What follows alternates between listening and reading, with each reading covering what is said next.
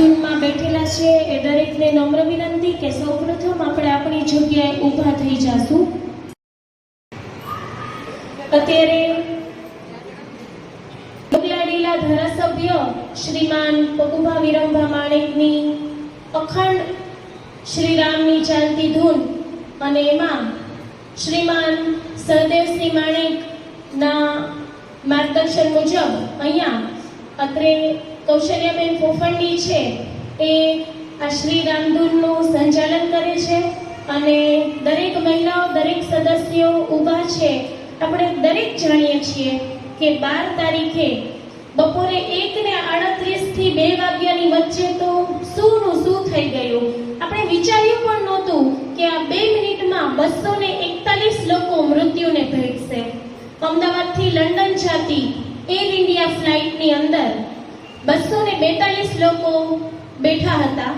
એમાં 1:38 air India ફ્લાઇટે ઉડાન ભરી અને 1:40 આ અમદાવાદથી લંડન જતી ફ્લાઇટ છે એ અમદાવાદ ડોક્ટર્સ હોસ્ટેલમાં અથડાઈ અને પ્લેન ક્રેશ થઈ ગયું. આ બહુ દુઃખદ દુર્ઘટના છે.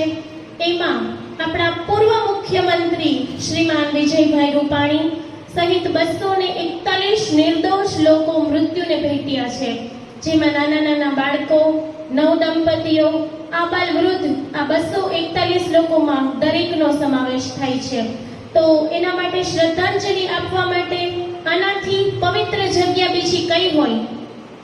શ્રીમાન આપણા ધારાસભ્ય શ્રી પકુભા વિરમભા માણેકના આ પવિત્ર સ્થાનમાં અખંડ ચાલતી શ્રી રામ નામની ધૂન, સામે વિરાજિત શ્રી દ્વારકાધીશ, આ બાજુ સામે વિરાજિત શ્રી વ્યોમાણી માતાજી અને વિરવેશ્વર મહાદેવના આ રામ ધૂનના સંકીર્તનના સાનિધ્યમાં આપણે 2 મિનિટનું મૌન અને એ તમામ 241 અને જે ડોક્ટર્સ હોસ્ટેલમાં આજે 275 નો આંકડો છે, એમાં 40 ડોક્ટરો જે લોકો ટ્રેનિંગ લઈ રહ્યા હતા, જે લોકો ભણી રહ્યા હતા, એ બધા બપોરે જમતા હતા અને 1:38 થી લઈને 40 સુધીમાં 2 મિનિટમાં 241 લોકો એ અને હોસ્ટેલમાં રહેલા 40 લોકો સહિત આપણા પૂર્વ મુખ્યમંત્રી શ્રીમાન વિજયભાઈ રૂપાણી, આ તમામ નિર્દોષ લોકો જે મૃત્યુને ભેટ્યા છે, તો ભગવાન દેવોના દેવ મહાદેવ શિવ